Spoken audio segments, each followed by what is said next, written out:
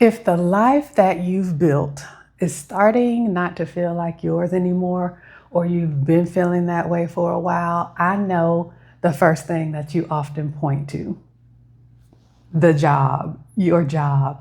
And I get it, that makes sense because the job is where we spend like most of our waking hours during the day. But I want to share something with you from a woman who left the job. I left a six-figure role, the whole thing. I left it.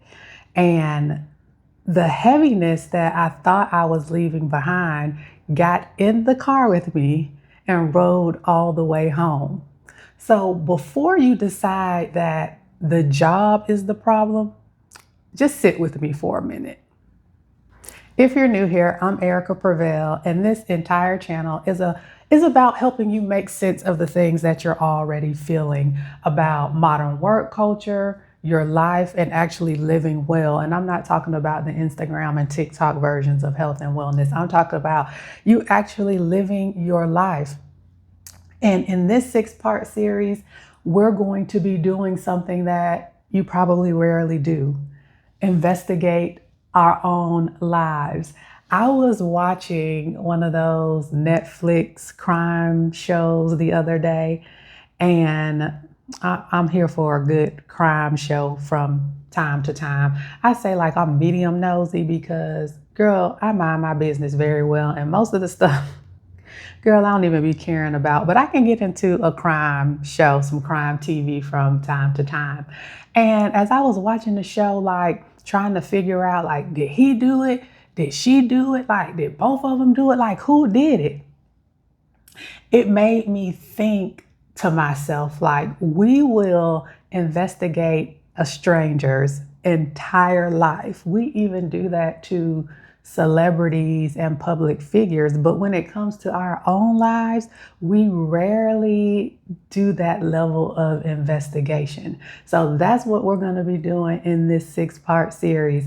And I took the time to write down the 6 things that we blame when our life doesn't feel like ours anymore, the things that I blamed, the things that I've heard other women blame. And we're going to look at each of these things, each of these suspects. And I've written a full report for this first suspect. And the first suspect we're going to look at is the job. And by the end of this video, you're going to see why the job, even if you leave it, might not be giving you the thing that you actually want. Like, leaving the job might not be giving you that thing.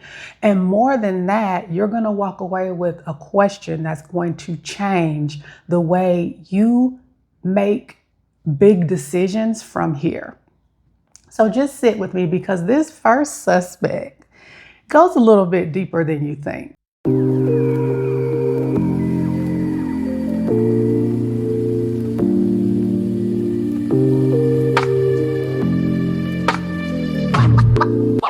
So the first suspect on the roll, on the docket, is the job, because that's often the first thing that we look at when the lives that we've built, we've taken the time to build these lives, starts not to feel like ours anymore. And I get it because, that's where we spend most of our time. And we have been, if you're watching this video, as an ambitious, driven, high performing, go-getter woman, we have been very intentional about building our careers. As I've said in other videos, we were given this very specific roadmap and we followed it to the T. We were probably very good in school, in elementary school, high school. We got good grades. We went to college. We got the careers. We climbed the ladders and we did the thing. And in my report, I have all of the reasons why we blame the job. And it makes sense. We've poured everything into these jobs and in these careers, oftentimes more than we want to admit sometimes. During my corporate career, my healthcare leadership career, the career that I left, I definitely gave a lot, and it gets to a point where the thing that we thought would give us what we wanted, it really isn't doing that. And so over the course of the job, this is where we spend all of our time. This is where we spend all of our energy. So when things aren't, working out in our lives, we point right to the job and the things that we've put into it, blood, sweat, and tears. And the first obvious reason that the job is the suspect, again, we're investigating. The first obvious reason that the job is the suspect is because of the hours. In my corporate leadership career, I was working like 10-hour days, like for years, because although I had to go into the office every day, I would be working prior to me going to the office and after the office as well. And not to keep in mind like the hour commute here, to work and home from work and all of the energy that all of that requires. And then the Sunday scaries. How many times have you experienced the Sunday scaries? And just all of the things that go into these careers that we've built, and it's the obvious suspect. We're getting to a place where we're exhausted, things don't feel aligned, the work really doesn't feel fulfilling anymore, we don't feel as passionate about the work. So, our lives are suffering the consequences. So in our minds, it is the job. The other reason that the job is the suspect is because of the years that we've spent in either our particular industry or in our particular roles. Like I've been in healthcare for 2 decades now. I'm in my 40s. So, being in one industry for 2 decades, or being in a specific role, like maybe if you're an accountant or something like that for years and years and years, you start to think like, this is the thing. Like, this is why, like, the industry, like, I just don't have as much passion for this industry anymore. I want to try something different. This is why I'm exhausted. I'm just wiped out. The system just, it doesn't work anymore. I'm not aligned with this. Like, all of the things that we say about the job and how it doesn't fit the person that we want to become or the life that we want to live. So, of course, again, we pick the job, and my testimony is that I left the job. If you've been watching my videos, I left the job. I was in healthcare leadership. I had a very large team. At one point, I had nearly 50 direct reports. I was managing a multi-million dollar facility, equipment. It was a lot. And I was in that specific role, high visibility for nearly 5 years, and I left it all. But when I left, the feeling of all of that heaviness and the pressure and everything that got me to that point did not stay at the office. Like I said in the intro, it rode home in the car with me, because where you go, there you will be. And what I knew was that when I was ready to go back into corporate America, I took some extended time off after I left that job, just to really heal my mind and body, because girl, it was bad. If you want to know the full story, go watch some of my other videos. But I took some extended time off, and I knew that when I was ready to go back into corporate America, that I could not go back the way that I left. So I I knew that something different had to happen.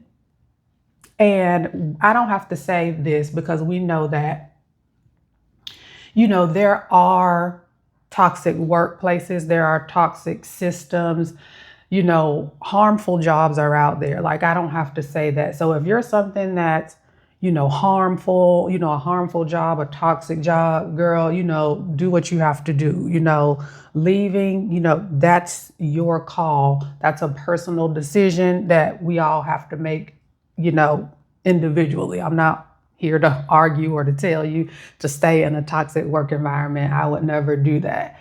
What I am here to help you see is like what is underneath that feeling.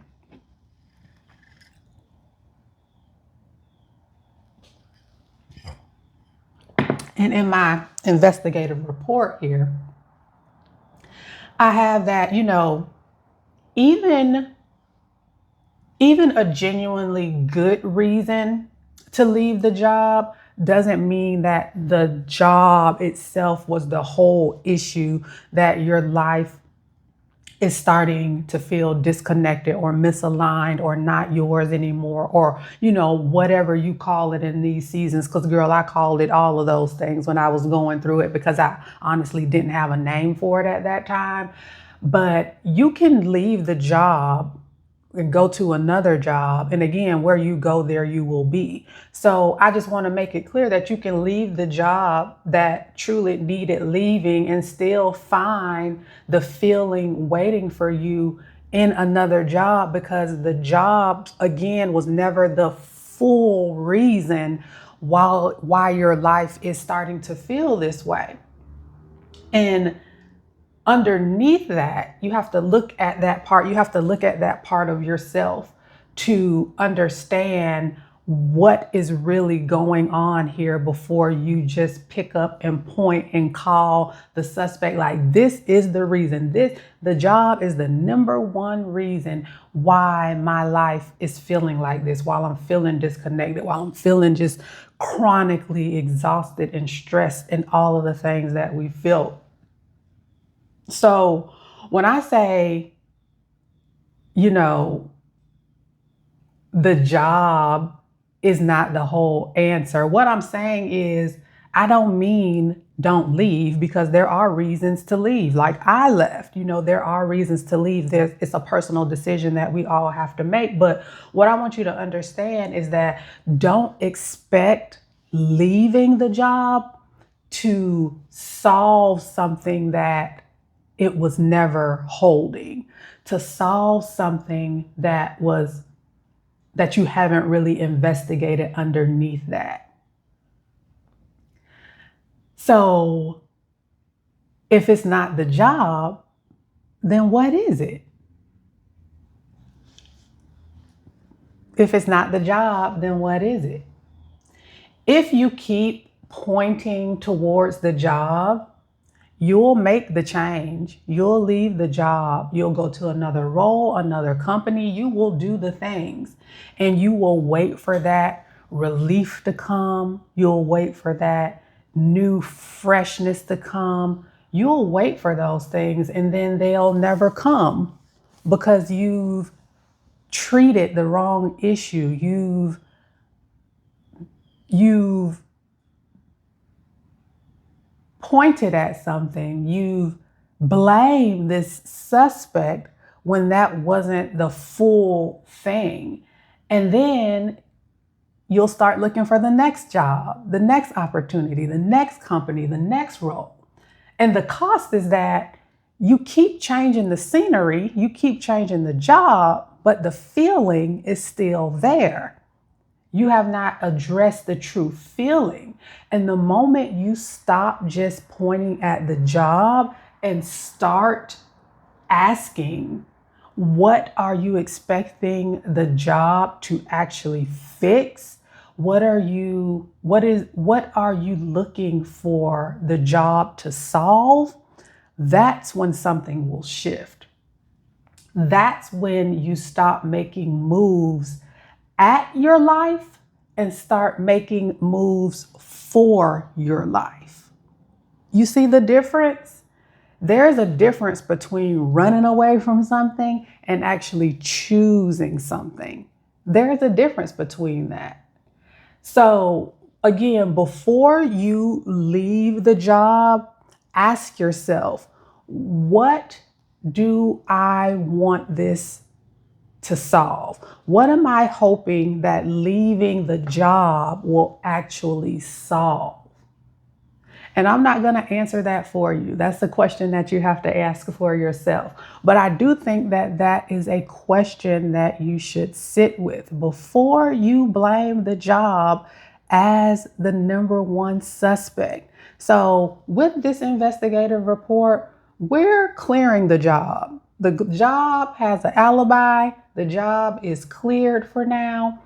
And we are going to look at suspect number 2 in episode 2. So I want you to stick around because, again, I have written down 6 things that we blame when our life starts to feel not like ours anymore. And we're going to go through each of them one by one, each of these suspects, girl. And we're going to investigate and see why we actually blame these things. So I hope you'll stick around for episode 2 and suspect 2. Let me know if any of this resonated with you. Give this video a like, especially if you've watched to this part in the video, and join me for episode 2. Bye.